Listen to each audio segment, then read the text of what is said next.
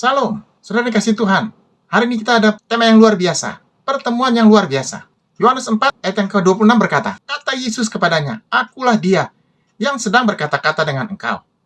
Bayangkan suasana siang bolong yang terik, saudara. Seorang wanita datang ke sumur, bukan di pagi hari saat udara sejuk, tetapi di jam 12 siang, saat di mana tidak ada orang lain yang mau keluar. Mengapa? Karena dia sedang bersembunyi dari penghakiman mata manusia. Dia membawa beban masa lalu yang kelam, 5 kali gagal dalam pernikahan, dan kini hidup dengan pria yang bukan suaminya. Namun di sumur itu, ia bertemu dengan sang air hidup.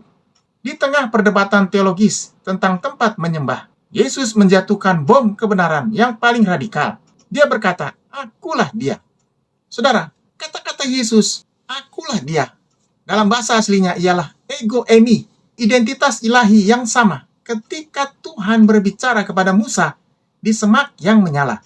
Yesus tidak lagi berbicara tentang teologi, dia berbicara tentang dirinya sendiri. Yesus mengungkapkan tabirnya kepada orang yang paling tidak layak menurut standar dunia.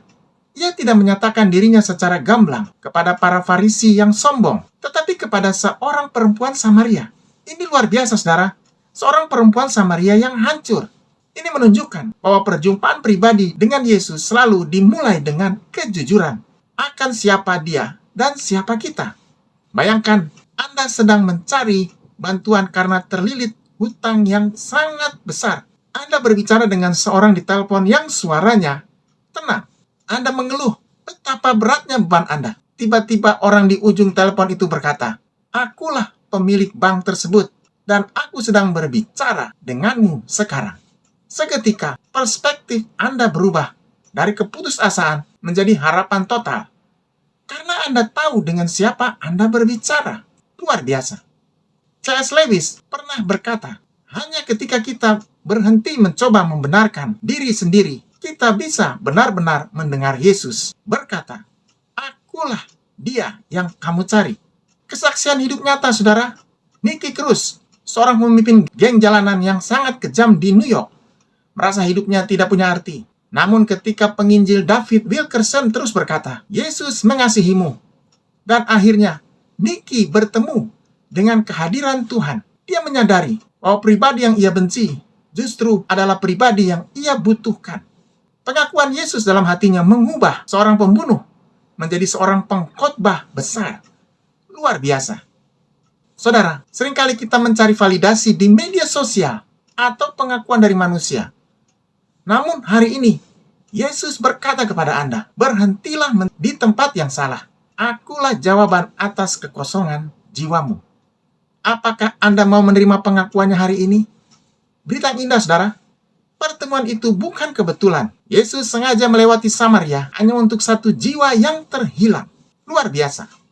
Saudara, identitas kita tidak ditentukan oleh masa lalu kita, melainkan oleh siapa yang sedang berbicara dengan kita saat ini. Hal yang kedua, saudara, prioritas yang berubah. Yohanes 4 ayat yang ke-28 berkata, maka perempuan itu meninggalkan tempayannya di situ, lalu pergi ke kota dan berkata kepada orang-orang yang di situ. Saudara, perhatikan detail kecil yang sangat kuat ini. Ia meninggalkan tempayannya. Luar biasa. Saudara, tempayan itu adalah alasan utamanya datang ke sumur. Tempayan itu adalah alat kelangsungan hidupnya. Tempayan itu mewakili beban fisik dan rutinitas duniawinya. Namun saat ia bertemu Mesias, benda yang tadinya sangat penting, itu menjadi tidak berarti lagi, saudara. Saudara, meninggalkan tempayan berarti melepaskan masa lalu dan ketergantungan pada hal-hal lahiriah. Perempuan ini tidak peduli dengan rasa haus fisiknya, karena jiwanya telah banjir dengan air hidup.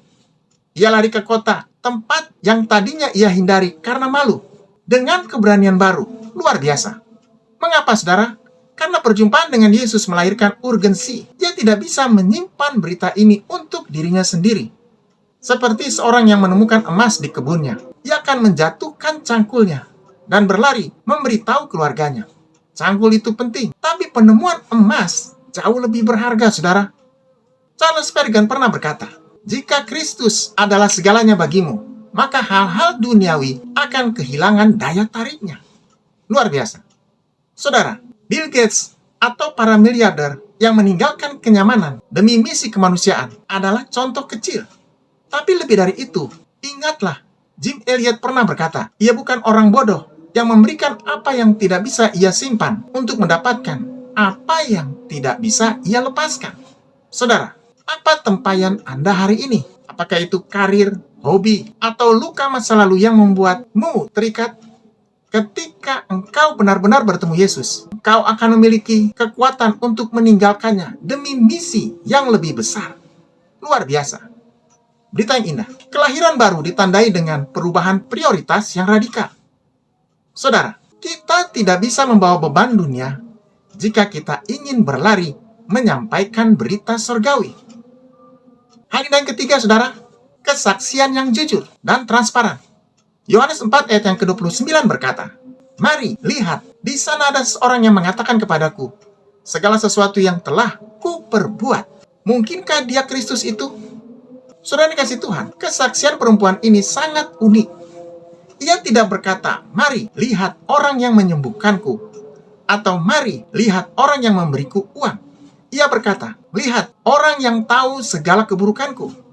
Ini adalah kesaksian yang transparan, saudara. Ia tidak lagi menutupi aibnya. Luar biasa. Saudara, inilah kekuatan penginjilan, kejujuran. Perempuan ini menggunakan kegagalannya sebagai jembatan untuk menyatakan kemuliaan Kristus, saudara. Saudara, kalimat "mungkinkah dia Kristus" itu adalah sebuah ajakan yang rendah hati, bukan paksaan. Ia mengundang orang lain untuk membuktikannya sendiri. Luar biasa. Saudara, sebuah ulasan produk di internet yang paling dipercaya adalah ulasan dari orang yang jujur mengatakan, "Dulu kulit saya hancur, tapi produk ini memperbaikinya." Saudara, orang tidak butuh teori, orang butuh bukti nyata perubahan hidup.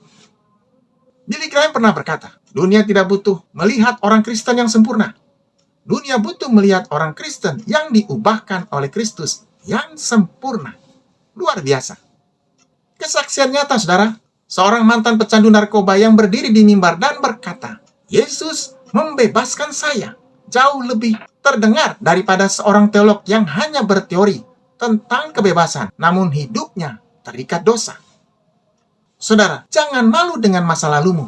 Jika Tuhan sudah menebusmu, ceritakanlah bagaimana Tuhan bekerja di tengah kelemahanmu. Itulah magnet yang menarik orang kepada Tuhan. Berita yang indah, saudara, kesaksian yang paling kuat adalah ketika kita berani jujur tentang siapa kita dan siapa Yesus bagi kita. Saudara, kerendahan hati untuk mengakui dosa di hadapan kasih karunia adalah kunci kemenangan penginjilan.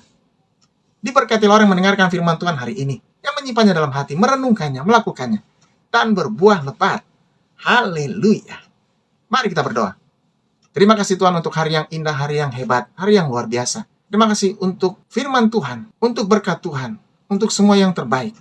Tuhan berkati dan Tuhan jawab doa kami untuk semua pergumulan masalah kami. Pekerjaan, pelayanan, bisnis, karir, keluarga, dengan luar biasa. Tuhan memberikan yang terbaik. Pakai kami menjadi saksi Tuhan, menjadi alat Tuhan, membawa banyak jiwa datang kepada Tuhan. Tuhan berkati setiap orang yang mendengarkan firman Tuhan hari ini. Biarlah hari ini menjadi hari berkat, hari mujizat, hari damai sejahtera, hari jawaban doa. Di dalam nama Tuhan Yesus, haleluya. Amin. Tetap semangat saudara, tetap kuat. Tuhan Yesus memberkati kita. Haleluya.